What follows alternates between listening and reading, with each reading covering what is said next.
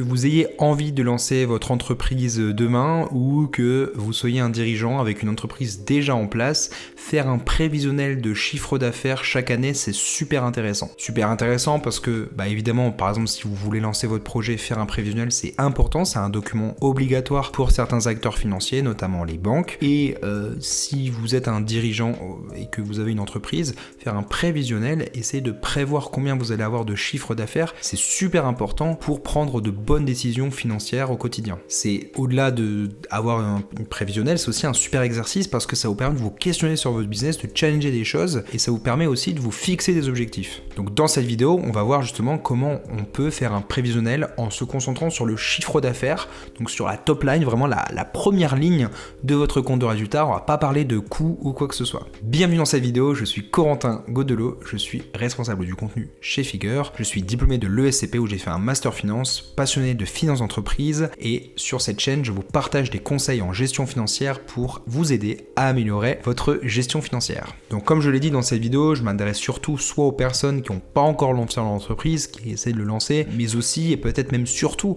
aux dirigeants qui ont lancé leur entreprise, une entreprise qui tourne, mais qui n'ont pas forcément les équipes financières qui leur font des prévisionnels, qui regardent leurs chiffres tout le temps. Ce sont des dirigeants qui voudraient peut-être un peu plus mettre le nez dans la finance, dans les chiffres, pour potentiellement avoir une meilleure gestion financière, se mettre un peu, mais peut-être des dirigeants qui n'ont pas forcément le temps. L'idée de cette vidéo, c'est d'aider ce type de dirigeants. Pour moi, il est important de séparer cette vidéo en deux. Première partie, un peu les méthodes de prévisionnel de chiffre d'affaires quand on n'a pas encore de chiffre historique, en fait, quand on n'a pas encore lancé sa boîte. Et après, les méthodes, quand on a une boîte existante, on a des résultats des années précédentes, comment on peut utiliser ces données pour justement faire des analyses plus précises. Plus vous avez une boîte qui est grosse, avec des chiffres précis, avec beaucoup de... En fait, plus aussi la taille de la boîte est importante, c'est pas qu'une question de maturité, plus en fait vos prévisionnels vont devenir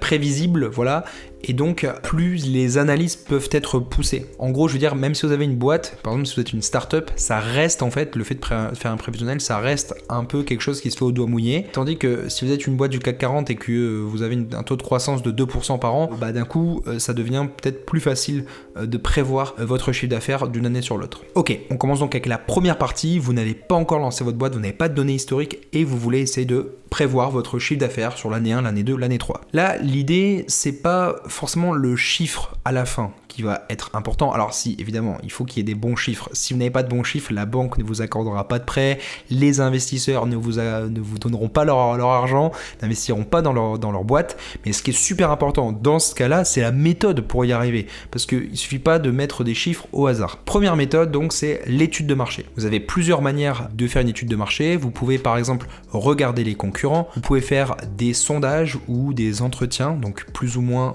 quantitatif ou qualitatif. Vous pouvez aussi utiliser des données sectorielles. Les données sectorielles, en gros, c'est des chiffres que vous allez avoir sur Eurostat ou sur l'INSEE qui vont vous donner, par exemple, la taille du marché. En combinant donc toutes ces données, vous allez pouvoir avoir une taille de marché adressable. Vous allez pouvoir aussi, avec vos entretiens, avec des personnes, savoir estimer à quel prix vous allez pouvoir vendre votre produit, parce que évidemment le chiffre d'affaires c'est prix fois volume, donc vous devez à la fois être capable d'estimer le volume mais aussi estimer le prix que vous allez pouvoir exercer. La deuxième méthode, ça va être l'analyse de la concurrence, donc on peut la mettre dans l'étude de marché potentiellement. L'idée c'est d'essayer de regarder des concurrents qui ont un produit assez proche du vôtre et donc de pouvoir comparer par exemple avec leur niveau de maturité à combien de chiffre d'affaires ils sont, et vous, en fonction de votre maturité, être capable de voir du coup quel chiffre d'affaires vous pourriez espérer. Est-ce que vous pensez que par exemple vous pourriez faire mieux qu'une entreprise déjà en place? Donc pour avoir accès à ces données, évidemment si l'entreprise est cotée, vous avez les rapports annuels qui sont obligatoires, vous avez accès aux données, il n'y a pas de problème. Mais par contre,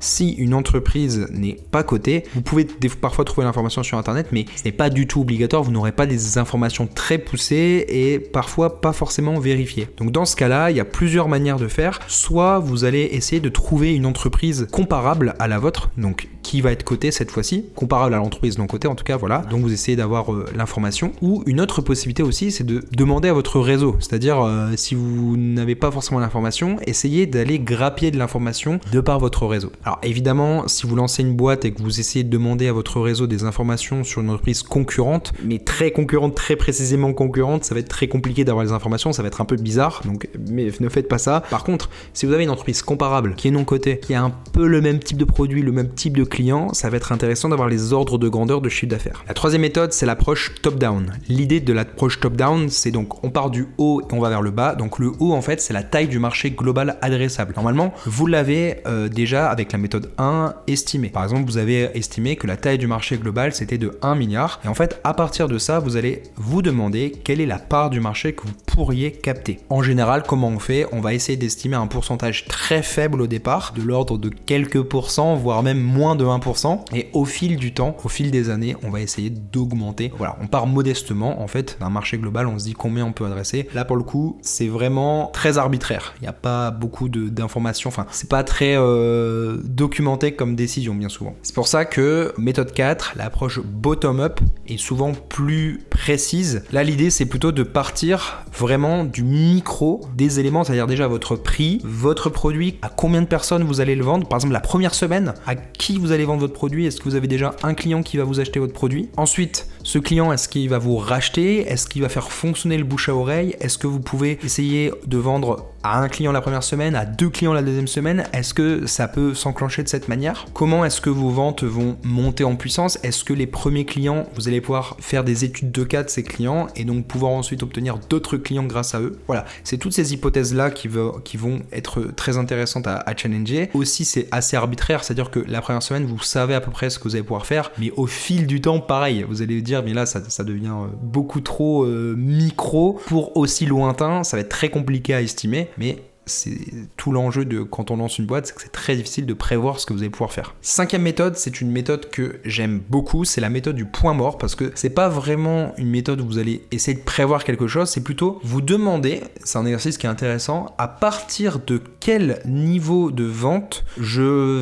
vais devenir profitable, ou en tout cas je vais compenser les coûts fixes que j'ai mis. Je vous donne un exemple, vous avez mis 100 000 euros d'investissement, de coûts fixes. Sur chaque vente, vous vendez votre produit par exemple 2000 euros, vous avez 1000 euros de coûts variables, donc en gros vous avez 1000 euros de marge brute. Combien de produits vous devez vendre pour compenser vos coûts fixes? Comme vous faites 1000 euros de marge, en gros c'est simple, vous devez en vendre 100, ça fera 100 000 euros de profit, et donc ça compensera les 100 000 euros de coûts fixes au départ. Donc ça c'est intéressant parce que c'est plus un objectif que vraiment une prévision, mais en tout cas ça vous aussi mettre vos prévisions en lien avec ce que vous devez faire pour être profitable, c'est intéressant aussi. D'ailleurs, ce point mort, il est assez facile à obtenir, hein. Il faut simplement que le chiffre d'affaires fois le taux de marge soit égal au coût fixe. Or, on sait que le taux de marge c'est égal à 1 moins le taux de coût variable, et donc on a simplement que le chiffre d'affaires doit être égal au coût fixe divisé par 1 moins le taux de coût variable. Ok, on passe à la deuxième partie de cette vidéo. Si votre entreprise existe déjà, vous avez des données historiques, donc comment vous allez pouvoir les utiliser pour faire de meilleures prévisions. La première méthode, ça va être de calculer un taux de croissance moyen. Évidemment, on rentre pas dans un niveau de détail très élevé dans l'analyse en faisant ça, mais si je regarde sur les années précédentes, par exemple j'ai des données sur 5 ans, je vais simplement faire un TCAM, taux de croissance annuel moyen. Si par exemple j'ai 5 années de données, donc j'ai l'année 1, l'année 2, l'année 3, l'année 4, l'année 5, donc ça fait que j'ai le taux de croissance que je vais calculer sur 4 années du coup, parce que année 1, année 2, année 2, année 3, année 3, année 4, année 4, année 5. Je vais simplement faire le chiffre de l'année 5 divisé par le chiffre de l'année 1, entre parenthèses, le tout puissance 1 divisé par 4 moins 1. Et donc là, j'obtiens mon taux de croissance annuel moyen. Pour n années, je vais de l'année 1 à l'année N, je vais simplement faire chiffre d'affaires de l'année N divisé par chiffre d'affaires de l'année 1, entre parenthèses, le tout puissance 1 divisé par N-1, où N, si on commence à l'année 0, vous avez compris avec l'exemple de 5, c'est pas 5, c'est 4. Et ce taux, je vais venir faire, pour obtenir le chiffre d'affaires que je vise à l'année suivante, je vais donc faire chiffre d'affaires de l'année 5, si on reprend notre exemple avec l'année 5, fois 1 plus taux de croissance annuel moyen, en estimant que je vais continuer à avoir la même croissance. Ça, c'est annuellement. Le deuxième élément qu'on peut faire, c'est de le faire mensuellement. On peut se demander si on peut pas avoir cette même croissance mensuellement. C'est intéressant quand on commence, quand on a une entreprise qui est jeune en fait. C'est-à-dire on peut se demander mensuellement, est-ce qu'on peut aller chercher ça? Mais attention à bien prendre en compte la saisonnalité. La saisonnalité, c'est simplement le fait qu'une entreprise, elle a des mois qui sont forts par essence. Par exemple, le e-commerce, au moment du Black Friday, au moment de Noël, c'est là où ça cartonne. Donc l'idéal du coup, c'est de réussir à prendre en compte cette saisonnalité dans vos prévisions. Une bonne manière de le faire par exemple, ça peut être d'avoir un taux de croissance annuel. Donc par exemple, je vais viser 20% de taux de croissance annuel et de répartir cette croissance sur tous les mois en fonction de la saisonnalité. Peut-être que par exemple vous allez être plus agressif sur votre croissance lors de vos mois forts et peut-être moins fort, enfin moins agressif du coup sur les mois qui sont pas forts. En fait, ce que je veux dire par là, c'est que si par exemple vos 20% ça représente par exemple 1 million d'euros, vous allez répartir ce million d'euros de croissance sur vos mois et donc vous allez forcément mettre plus de ce million d'euros sur vos mois forts. Et du coup relativement, si vous visez 20% de croissance annuelle, c'est globalement 20% sur tous les mois. La troisième méthode, donc c'est exactement un peu ce qu'on a fait, mais on va peut-être avoir une approche un peu plus bottom-up, c'est-à-dire qu'on va partir de chaque ligne de produit, de chaque client. Par exemple, si vous êtes une agence B2B, prenez vos clients actuels. Si vous êtes un e-commerce, prenez chaque produit les uns après les autres et demandez-vous comment cela va évoluer. Ça peut être pareil, estimer un taux de croissance, c'est au cas par cas en fait. Vous avez un client, vous lui proposez une prestation, a priori ça va pas bouger, bah ça ne bougera pas. La question c'est est-ce que vous en aurez un autre? Est-ce que vous n'allez pas pouvoir lui vendre un upsell? Est-ce que aujourd'hui à ce client, si vous lui vendez 5 prestations, il ne va pas en enlever une? Donc là on parle aussi de décroissance, il n'y a pas que la croissance. Quatrième méthode qui peut être intéressante, c'est l'analyse du pipeline en B2B. Donc le pipeline en gros c'est vous prenez vos prospects et vous allez mettre un pourcentage de possibilité de le convertir. Donc ça c'est l'hypothèse en place, donc c'est déjà le pourcentage de conversion dans votre funnel de conversion. Et après l'hypothèse, donc ça une fois que c'est fixé entre guillemets, vous le fixez pour l'année. Par exemple ça peut être premier contact, premier rendez-vous, deuxième rendez-vous, envoi du devis, et entre chaque étape vous avez un pourcentage de personnes qui ne passent pas à la prochaine étape. Une fois que vous avez fixé ça, vous savez que en envoyant un lead en fait dans ce tunnel, et si vous savez en moyenne le chiffre d'affaires moyen de chaque client, en fait en multipliant chaque taux de conversion les uns avec les autres fois la valeur moyenne d'un lead, vous savez combien ce lead vous rapporte en moyenne. Une fois que vous avez fixé ça, par exemple s'il vous rapporte 100 euros, vous avez juste maintenant à prévoir sur chaque mois la quantité de leads que vous allez pouvoir ajouter dans ce tunnel. Et aussi, très important, le nombre de leads à qualité égale, parce qu'évidemment, il y a des leads qui vont vous rapporter moins, donc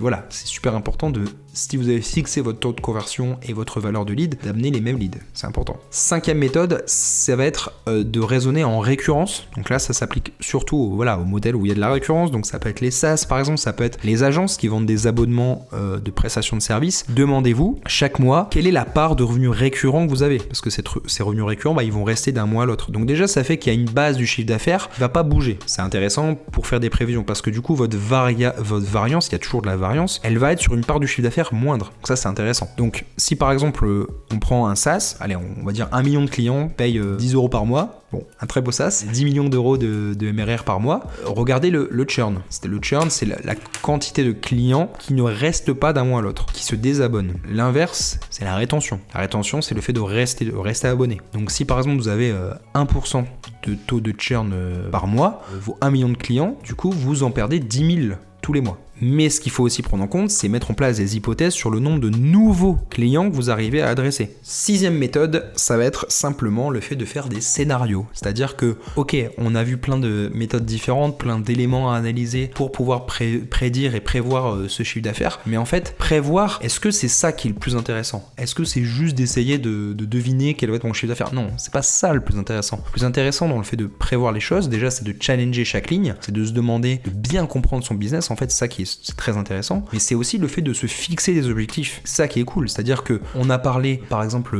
du pipeline avec vous mettez un lead et il y a des taux de conversion voilà. En fait, fixer un taux de conversion, c'est pas juste pour faire beau, c'est aussi un objectif, c'est-à-dire je me fixe de convertir, tant de prospects en clients. Ce qui peut être intéressant, c'est de faire des scénarios. Traditionnellement, on a trois types de scénarios, trois scénarios, donc un optimiste, un réaliste et un pessimiste. C'est pas les bons termes, mais donc l'optimiste, c'est plutôt l'objectif que vous fixez. fixez. C'est-à-dire que c'est un objectif un peu ambitieux. Vous savez que ça va être compliqué, mais vous le fixez. Le deuxième, c'est le réaliste. Là, vous essayez de fixer celui qui a le plus de probabilité de réussir, avec une marge d'erreur évidemment. Et le dernier, pessimiste, l'objectif, ça va être de voir un peu ce qui peut mal se passer. C'est-à-dire, avec une probabilité non nulle, qu'est-ce qui peut mal se passer. Alors, il faut pas tout mettre dans le rouge, il faut pas imaginer le pire non plus, parce que ça a très peu de chance, mais voilà, avec un peu de probabilité quand même, voilà ce qui peut se passer. Et dans ce scénario-là, qu'est-ce que je fais? C'est-à-dire, est-ce que mes coûts sont pas trop élevés? Est-ce que je risque pas de perdre ma boîte? Comment je dois réagir? Et quand? Voilà, je me fais ma prévision pour l'année. Au mois de janvier, s'il se passe ça, qu'est-ce que je mets en place